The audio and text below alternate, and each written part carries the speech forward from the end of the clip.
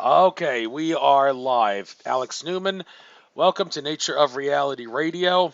Great to have you on. I saw a couple of interviews that you did, and I went to the site, the Liberty Sentinel. I love what I see there. Definitely talk about freedom is never free, and a lot of things we have to do to fight for our liberties and whatnot. So, first of all, just a quick little disclaimer for all my listeners. I am giving you a Christmas gift to be able to listen to my shows for free on YouTube and live too, for that matter. But after Christmas, I've decided time has finally come for me to monetize this show.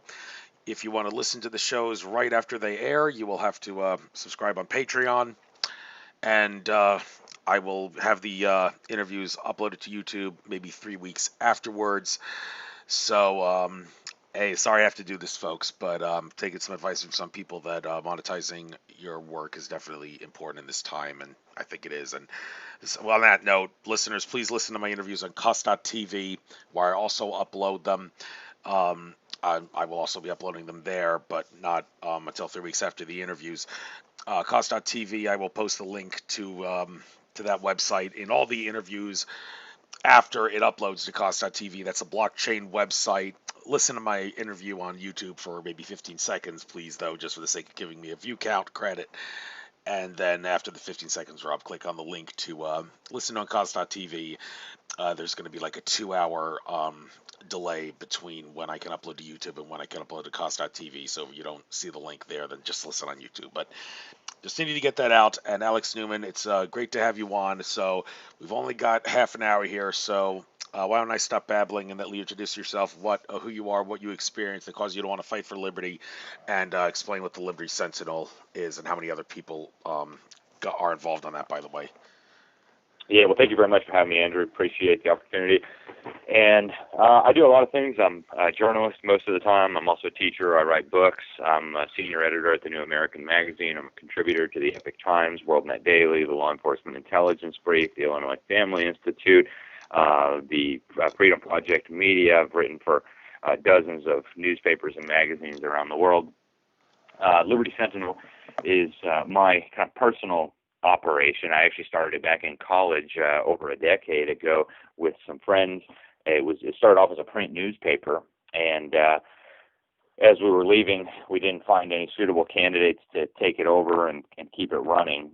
So we decided to just shut it down. I kept the corporation, used it for consulting for a few years, and now it's been back around for a few years, just basically publishing stuff that I think is interesting, useful, mostly from a Christian perspective, dedicated to restoring freedom in the United States and promoting freedom around the world.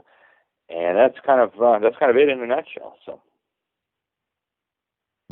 Thank you, thank you. And one of the books you've written and one subject you talk about, I've seen some of the videos out there on YouTube pertaining to your work, and it seems like education is an important matter. A couple things about education that, well, people agree to disagree on.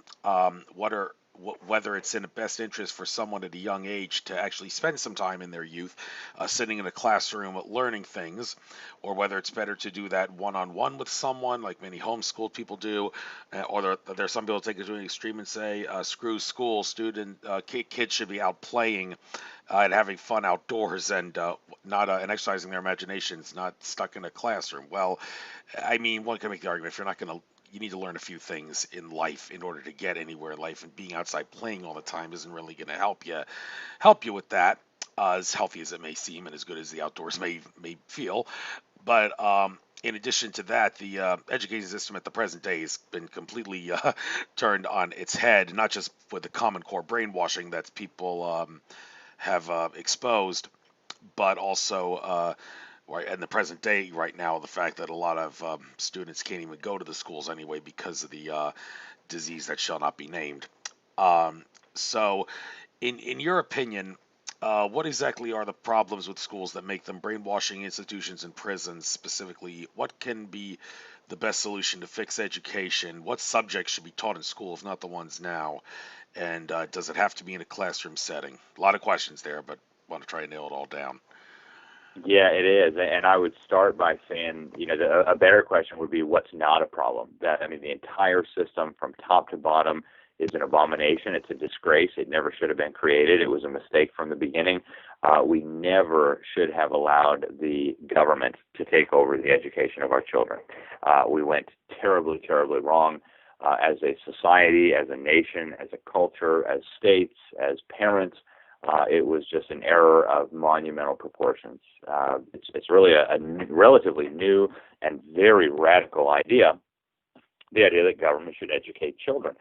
For the first 1800 years of Christendom, the idea that government would educate our children would have been just absolutely preposterous. You would have been tarred and feathered for proposing so ridiculous, and yet today it's unfortunately the norm, and something like three-fourths of our children are trapped in these institutions that were literally designed from the start to turn them away from God, to turn them away from their nation, to turn them away from individual liberty, and to dumb them down and turn them into easy to manipulate serfs and slaves and compliant cogs in the machine. So I would say the entire system is rotten to the core. There's no element of it that is redeemable.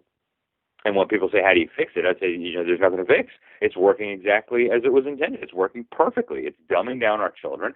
It's turning them against everything that is good and wholesome in life, in America, on the planet. And it needs to be completely and utterly abolished. And I think the surest and fastest way to bring that about is for a massive exodus of children. So I've been on this campaign for 5 years now. When I started out, it was really a very fringe idea that we should be taking our children out of public schools. But in the years since then, I can't tell you how pleased I've been to see this issue go from the fringe to the mainstream. We now have the President of the United States has repeatedly this year expressed alarm over this. He's warned parents that they need to protect their children from what he calls failing government schools. During his Independence Day speech at Mount Rushmore, he said it was the reason, he said, for the mayhem in our streets was the indoctrination taking place in public schools. He hit the nail on the head. We have the biggest evangelical leader probably in America. Franklin Graham has urged parents in New Jersey to remove their children from these brainwash camps. We have the biggest talk show host in America, Rush Limbaugh, 18 million, 20 million listeners every day, has multiple times in the last year urged parents to remove their children from these indoctrination centers posing as schools. So the tide is turning. The population of homeschoolers has doubled just in the last year, partly thanks to COVID, but also for other reasons. Parents are tired of the indoctrination, the sexualization of their children, the grooming of their children, the dumbing down of their children. I mean, don't believe me. Look at the government's own data. A fourth of high school seniors can read at a proficient level, according to the government's own data. And yet they spent 12 years in these idiotic institutions. We squandered something like $15,000 a year for 12 years, and these kids graduate, and a lot of them can't even read their high school diploma. It is beyond absurd. It is criminal in the truest sense of the term. I think the ringleaders behind this farce need to be prosecuted. And in the meantime, every parent who loves their children needs to take urgent action, and that must include removing their children from the public schools. All right, you nailed it on the head pretty well there. It's mass exodus. I like that term that you used, the best way to solve the problem. Well, as much as think I should keep this to a down-to-earth level, there is something that I want to point out regarding how to fix the schools that a famous, yeah, he's famous, well-known Native American chief by the name of Golden Light Eagle said at a conference I saw. Golden Light Eagle said that when taken in a survey of some kids and teenagers, what would you like to learn if you had the opportunity to choose what you learn in school? And I believe like number one and number two were UFOs and meditation. Now the first one, I figured I'd point that out because if you've been paying attention, you may know that some Israeli space government guy not that long ago, Haim something, a few days ago said that the U.S. government works with extraterrestrials, and Donald Trump wanted to reveal it, but he was stopped because the people that stopped him said humanity isn't ready. Well, that idea that humanity's not ready kind of flies in the face of what the kids want to learn in school. 'Cause, is it funny if that maybe we could actually show that the kids are the ones that would be less freaked out if they saw an alien than the adults would be, in regards to being able to handle the truth and whatnot. But when it comes to giving kids the opportunity to learn something new, would you give them, if you wanted like to overhaul the system, give them the opportunity to ask to decide want to be taught in school? Yeah, I do think there is a role for more input from children. I am a believer that children need, and I don't hold it against people who believe in kind of unschooling, that you let the children study whatever they want. I don't subscribe to that view, but I think if that's what a parent wants to do with their children, I think that's fine. It's not my place to tell other parents how to educate their children, just like it's not the place of other people to tell me how to educate my children. I wouldn't just give them free rein. Many parents do, and they have very, very successful results. And I think there's something to be said for that. If a child expresses a lot of interest in engineering, then hey, let them study engineering. And if that means a few less art lessons or a few less underwater basket weaving lessons, their kid's probably going to be all right. I think one of the key points is that we do need more diversity in education, and by that I mean real diversity, not this stupid fraudulent Marxist notion of diversity that they're pushing on us, but legitimate diversity where people have different opinions and people study different things and people know different things and people are interested in different things, and I think more of that in school would be very beneficial. One of the top educators and researchers in this field for many, many years. We actually dedicated our book, Crimes of the Educators, to him and a handful of others, was John Taylor Gatto. And he was the New York City Teacher of the Year, then he was the New York State Teacher of the Year. Finally, he resigned very publicly, sending his resignation letter to the Wall Street Journal and explaining that the reason he was such a great teacher was because he didn't treat the children as if they were just, dumb, pliable slaves in need of being guided and directed and controlled. And he said, hey, you guys have a brain, use it, choose what you want to study, choose what you want to do. And he had tremendous results with that. So I think there is something to be said for that approach to education. And, some children thrive under that. Some children are incredibly curious. They have passions and in certain areas. And so that works well for them. Other children, maybe not so much. And if children want to study UFOs, I have my own views on what's going on with that. I think that we're being prepared for some sort of large-scale deception involving UFOs and supposed aliens. But if children want to study that, hey, more power to them. There's a lot of interesting things there to be studied. I've interviewed people. I've written articles on this. Actually, one of the most interesting people I interviewed on this subject, I think, was Gary Bates, who was the leader of Creation Ministries International, and he has a very interesting hypothesis about this subject that I think is worth considering. So. Thank you. Now, switching gears, talking about the economy here. Jen Schwab in the chat room. Glad to see someone in the chat room there. Although I'd love to have my chat on Throne live where I can actually charge people $10 to subscribe, but nobody's going to be doing that because everybody can chat on the YouTube chat, and I haven't figured out how to shut it off yet. But anyhow, I'm glad to see you there, Jen. You said something here about how Alex is intelligent. Yes, of course he is, and you have a lot of know a lot of stuff about socialism and communism, how they can destroy the lives and countries. So now this is something that am very resonate with. I had a couple of grandparents who lived in socialist and communist Europe. My maternal grandparents did. My grandmother actually said Hitler, he was actually a pretty decent politician when it came to economics. He made socialism work in a way that made a lot of people happy. He was even almost killed by the bankers for trying to make the economy right. But anyhow, what I see about the economy is I've said many times on this show that the reason capitalism always works better than socialism on planet Earth is because we live in a society where money exists and technology is suppressed by the powers that be. If there was no such thing as money, and if technology was not suppressed in some sort of a global conspiracy by the powers that be, then I guess the best society that we could have would basically be a socialist system where everybody gets everything and there's no reason for anybody to wage war in an economic competition like they do in capitalism because, well, there's no money. That would be way many years down the line, I assert. But I mean, if that's the way if we can't do it that way because money still exists on this planet, um, and how do you think we can best make capitalism work?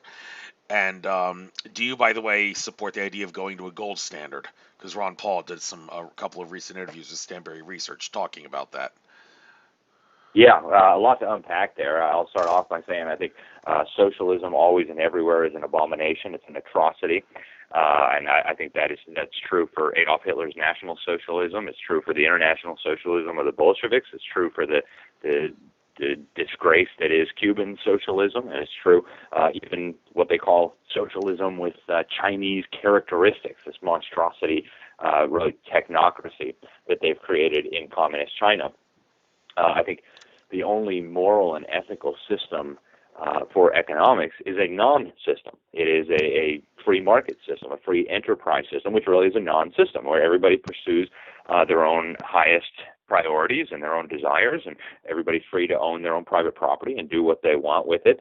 I think that is by far the best system, and I think history and other areas have proven that conclusively. In fact, I teach economics to some of the brightest high school seniors on the planet, and it's an incredibly important subject. I do support a return, not necessarily to a government-mandated gold standard. I don't think that's necessary. But I think if you had a free market in money, and I do think we should have a free market in money, people and institutions, businesses, and others would naturally gravitate toward some sort of commodity-backed currency, almost certainly involving gold and silver and potentially other things. And I think that's really the best way to do it. People can use whatever they want as money. People, as free individuals, are free to accept or not accept whatever they want for currency. And I do think that's the best way to do it. It's one of the things that I do with my students is we look at the Index of Economic Freedom. It's not a perfect gauge, but it's probably the best one around. It's produced by the Heritage Foundation and the Wall Street Journal, both of which have some troubling connections to the establishment, but they do a decent job of coming up with good criteria and measuring different countries around the world. In fact, they measure almost every country on earth to determine their level of economic freedom. And another interesting data point that you can combine with that is GDP per capita. How wealthy is your average person? What's the median level of wealth in these countries? And what you find is that with only a tiny handful of exceptions that are very easy to explain, things like Norway and Qatar, economic prosperity, wealth, financial well-being is directly correlated to economic freedom. The freer your economy is, the wealthier your people will be. And like I said, there's a couple of exceptions to that, a handful of exceptions that are very easy to explain. You look at Norway, for example. Norway's extremely prosperous, and yet I think they're in the top 25 out of 200 countries. So, I mean, they're relatively economically free, but they're not, Switzerland, they're not Liechtenstein, they're not New Zealand. So how did they become so prosperous? Well, they have a very tiny population, 5 million people, and an enormous amount of oil. In fact, one of the largest deposits of oil on earth is under the control of the Norwegians. So when you divide all that wealth by a tiny population, just like in Qatar, you end up with a very, very wealthy population measured by GDP per capita. So it's very clear that if you want wealth, if you want prosperity, the way to do that is to ensure that you have free markets. And free markets is also, I think, very clearly the biblical recipe for an economy. God says, "Thou shalt not steal." That's pretty simple. That means you have a right to your private property, and I have no right to mess with it, touch it, steal it, or anything else. And God also says if you don't work, you shouldn't eat. And with a handful of exceptions, people who are handicapped or people who are elderly or young children, I think that's a very good rule to live by. If you want to sit on your butt all day and play video games, then you deserve to go hungry. Then hopefully that'll be a good motivator. And another added benefit of free markets is that it forces people to live by the golden rule. Right? We're supposed to love each other as we love ourselves. And in a free market system, you have to do that. If you treat your customers terribly, people come into your store and you holler at them or you snarl at them or you call them bad names, that's not very loving. And guess what? The market will punish you for that. People won't come back to your store. You have to treat them well. You have to treat them with respect. You have to give them fair prices. You have to give them high quality. And you have to honor them and love on them so that they will become repeat customers and you can succeed in the marketplace. So I do think free markets are the best, and I think that will be true long into the future. I don't envision any scenario where we would want the government to kind of distribute resources to all of us. It would lead to the same thing that it's led to everywhere else in all of human history, a complete and total disaster, starvation, shortages. I mean, if we want to see Venezuela, we could implement a system where the government would take care of us, but I guarantee you it would be a disaster. Yeah, well, envision the idea of us being able to actually use Nikola Tesla's technology for a change. I always have that vision that I've seen. I'm sure, a few documentaries or movies of Tesla that have shown it, where I think it's J.P. Morgan or some other tycoon with a cigar in his mouth and his feet on his business table, saying, "Tesla, your little box that gives energy to everybody on a city block. Sorry, pal, there's no profit in that. Not interested." Well, that mentality has basically caused the impoverishment in the world to a great extent, not wanting to use technology that does exist behind closed doors but is not in the public arena, that could provide for everybody. And also, don't even get me started on how since 1971, ever since the Nixon shock severed the gold standard entirely, nothing good has come out of that, and it's only made things worse and worse and worse every day from an economic standpoint. If you don't believe me, watch a presentation Mike Maloney did on his channel from how the world's changed since 1971. I mean, if we can reverse that by releasing technology that or giving out technology that can provide for everybody, if not the government going to provide for that, who would provide for it? Well, the more technology emerges, the better off the free market system will work. We don't need any government involvement at all for technology and the benefits of technology and the benefits of progress to be shared widely. I mean, just take any other piece of technology that you can think of, and first of all, we have to realize that never would have emerged under a centrally planned, socialistic, government-controlled system. Second of all, we need to realize that the benefits never would have been widely diffused if, by some freak accident, it had been invented. And I think the best thing to do with, I agree with you that technology is and very often has been suppressed by elites for their own financial benefit. But technology is best used in the free market system. So, computers are a good example. I guess you could make an argument that the government should control computers and that would be good for all of us, but I think it would be a terrible system. I think the same is true in virtually every economic field. The benefits become much more rapidly accessible, much more fairly distributed in a market system where people own property rather than in a system where the government controls it.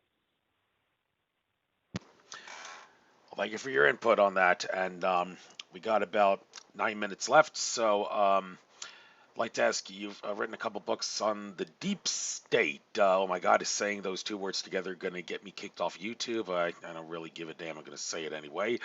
And well, anyhow, has Trump really drained the swamp? And well, actually, I should point out I'm really, really happy, and this shows he is trying to drain the swamp. The fact that he gave Henry Kissinger and Madeleine Albright the boot on some advisory panel that those two were both on with the Pentagon.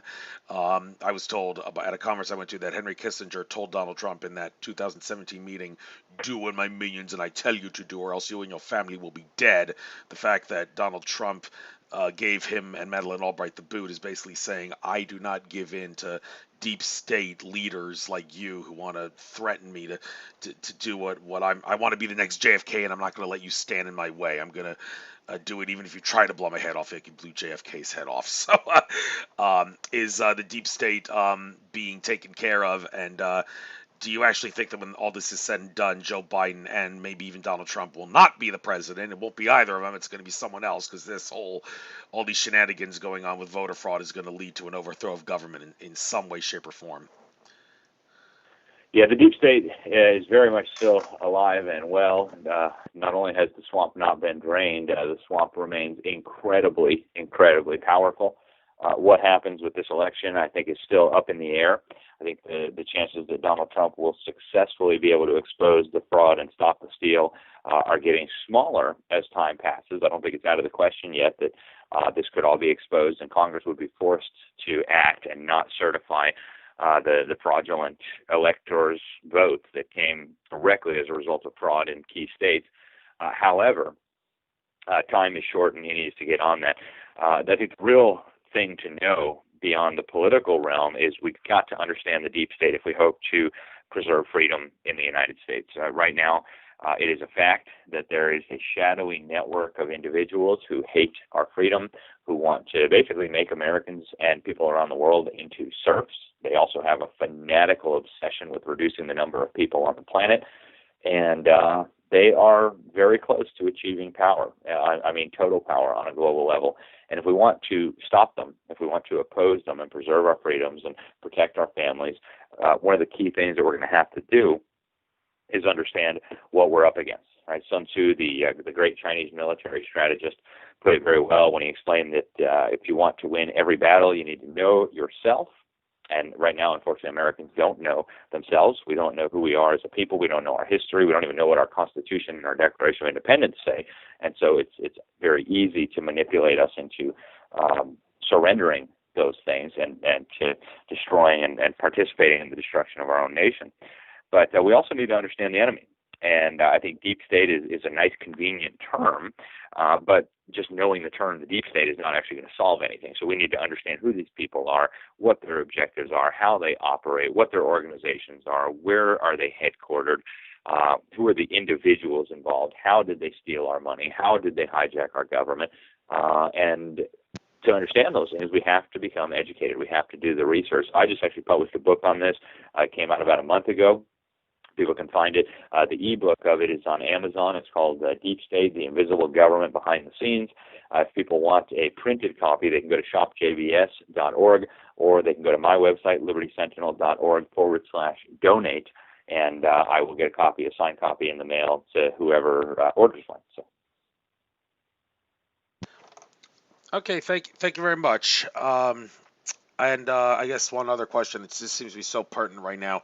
Seems like everybody in America, it was not that long ago, we need to fear Russia. We need to fear Russia.